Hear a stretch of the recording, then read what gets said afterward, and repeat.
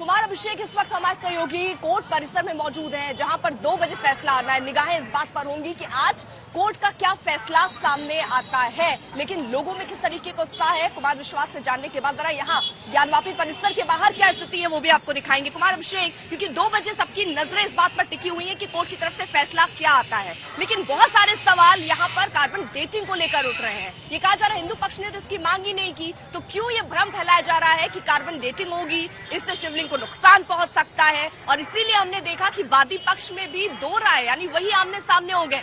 एक कह रहा है कि इससे नुकसान पहुंच सकता है, एक कह रहा है कि हमने कार्बन डेटिंग की बात ही नहीं की है। तो ये आखिरकार ये अफवाह क्यों?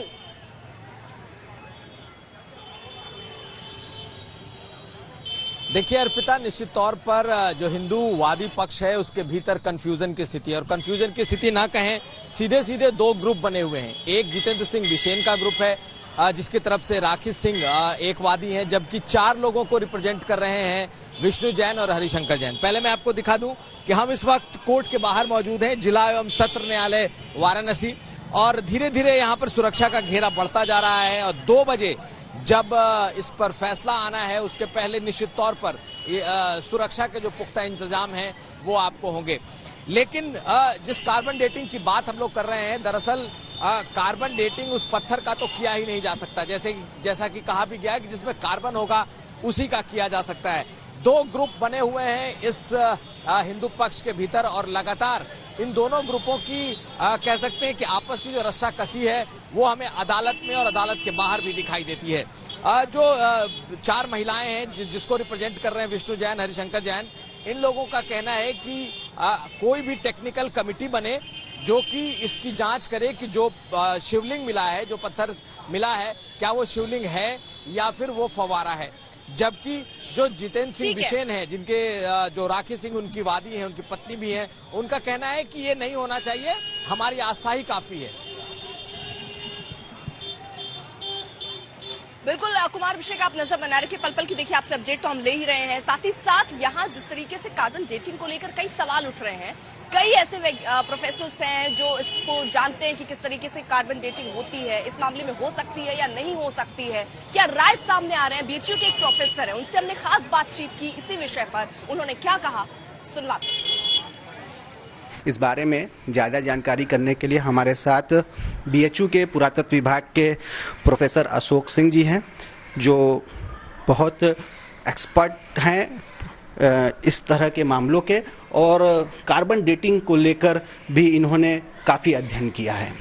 अशोक सिंह जी, पहले ये बताइए कि आखिर कार्बन डेटिंग होती क्या है, और क्या इस तरह के किसी चीज़ की कार्बन डेटिंग हो सकती है जो शिवलिंग कहा जा रहा है। जी देखिए, जहाँ तक सवाल है कार्बन डेटिंग की, कार्बन डेटिंग केवल उन्हीं चीज़ों की होती है जिसमें कभी कोई कार्बन रहा हो।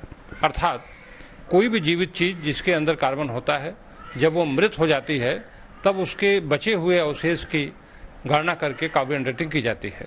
कहने का तात्पर्य यह है कि जैसे हड्डी है, लकड़ी का कोयला है, सीप है, घोंघा है, इन सब चीज़ों में मृत होने के बाद इनका कार्बन डेटिंग किया जाता है। और ये जो चीज़ें होती हैं, ये पुरातात्विक संदर्भ में मिली हुई चीज़ों का ही हम कार्बन डेटिंग करते हैं। अर्थात जब भी कोई कार्बन डेटिंग करने की बात आती है किसी भी वस्तु का, तो उसको पुरातात्विक संदर्भ में अर्थात उत्खनन में, खुदाई में उसको प्रॉपर अपने कॉन्टेक्स्ट में मिलना अनिवार्य होता है। अगर वो चीज़ें प्रॉपर कॉन्टेक्स्ट में नहीं मिलती हैं तो उसका कार्बन डेटिंग करना असंभव होता है। लिहाजा जहाँ तक बात की आपने किसी के पत्थर या किसी शिवलिंग के कार्बन डेटिंग की बात की, हमारी जानकारी में ऐसी कोई सिस्टम ऐसा नहीं है जिसमें किसी पत्थर की कार्बन डेटिंग की जा सके, क्योंकि कार्बन डेटिंग 50,000 साल से पहले की चीज़ों की संभव नहीं है, और उसी चीज़ की कार्बन डेटिंग की जाती है जो कभी वो चीज़ जीवित रही हो और बाद में मृत होने के बाद उसमें बचे हुए अवशेष की गणना करके कार्बन डेटिंग की जाती है। तो सर, आपका कहना है कि फिलहाल जो पत्थर है या शिवलिंग है उसकी कार्बन डेटिंग संभव ही नहीं है। मेरा ये मानना है कि अगर उसमें कोई जीवित चीज़ पत्थर में होती नहीं, कभी पत्थर जीवित नहीं होता, तो उसकी कार्बन डेटिंग की संभावना नहीं के बराबर है। कुछ खास लोग यहाँ पर जो पहुँचे हैं पूजा अर्चना करने के लिए, क्योंकि ताता हम सुबह से ही देखते हैं यहाँ पर लग जाता है। कहाँ से आए आप?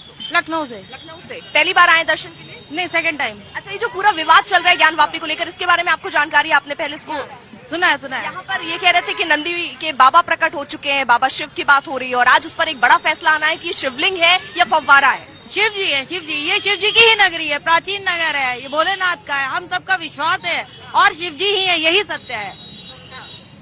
हाँ, शिव जी ही है, हम तो यही के हैं, शादी हमारी बाहर हुई लेकिन शिव जी ही है। ठीक है, आप क्या कहेंगे? शिव की नगरी है, प्राचीन नगरी है। क्या लग रहा है आज आपको, मतलब कितनी उम्मीद है कोर्ट पर, फैसला क्या आ सकता है शिवलिंग फव्वारा को लेकर? आज कमेटी बनेगी या नहीं बनेगी? जुडिशियल सिस्टम एक अलग वो है, हमारी आस्था है, हम तो दर्शन करने आए हैं, तो शिव जी की नगरी है, शिव के दर्शन करने आए हैं। सत्य का प्रमाण नहीं होता, सत्य को प्रमाण नहीं है। अभिषेक मिश्रा भी हमारे साथ, हमारे सहयोगी जुड़े हुए हैं। अभिषेक, क्योंकि देखिए यहाँ पर जो हिंदू समुदाय के लोग हैं, वो जो पूजा अर्चना करने आ रहे हैं, वो ये कह रहे हैं कि सत्य को किसी तरीके के प्रमाण की आवश्यकता नहीं है, लेकिन कोर्ट अपनी तरीके से अब प्रोसेस उसमें आगे बढ़ रहा है। आज इस पर फैसला आना है कि वो शिवलिंग है या नहीं है, क्या इसके लिए कोई कमेटी बनाई जाए, किस तरीके की तैयारियां वहां पर कोर्ट में दलीलें हुई, क्योंकि सुनवाई का दौर तो पूरा हो चुका, दलीलें मुस्लिम पक्ष और हिंदू पक्ष दोनों तरफ से दी गई होंगी। आज फैसले का दिन है, किस तरीके की दलीलें रही अभी जो पिछली सुनवाई हुई है? देखिए, बिल्कुल अर्पिता, इस पूरे मामले में जो साफ बात सामने आई थी वो यही थी कि सर्वे के दौरान जो शिवलिंग मिला था उसको लेकर के हिंदू पक्ष का दावा था कि ये आदि विश्वेश्वर नाथ का ही शिवलिंग है और इसकी जांच हो। यही कारण है कि जब ये तय हो गया कि इस केस को सुना जाएगा, ये पोषणीयता के आधार पर मेंटेनेबल है, इस पर सुनवाई होगी, तो जो पहली अर्जी आई, जिस तरीके से जो सामने आई, वो यही थी कि इस शिवलिंग को लेकर के। हालांकि अब इसमें देखने वाली बात अर्पिता ये भी हो जाती है कि 5 वादियों में से एक वादी राखी सिंह अलग है, वो कह रही हैं कि इसकी कोई जरूरत नहीं है, इससे शिवलिंग खंडित होगा, इससे केस दूसरी तरफ जा रहा है और इसकी आवश्यकता नहीं है। लेकिन बाकी 4 वादियां एक तरफ है। तो पिछली बार जो हियरिंग हुई थी इसमें तमाम चीजों को रखा गया और जो अब हिंदू पक्ष के वकील हैं विष्णु शंकर जैन और अन्य वकीलों ने इस बात को प्रामाणिकता से रखा कि जो शिवलिंग मिला है इसकी जांच होनी चाहिए और सीधे तौर पर तकनीकी तौर पर वैज्ञानिक तरीके से कैसे इस बात को प्रमाणित किया जाए कि ये जो शिवलिंग है वो हजारों वर्ष पुराना है। तो कवायद उस तरफ नजर ज्यादा आती है हिंदू पक्ष की, लेकिन दूसरी तरफ अगर राखी सिंह के लिहाज से बात करें, ठीक है, विरोध कर रही है।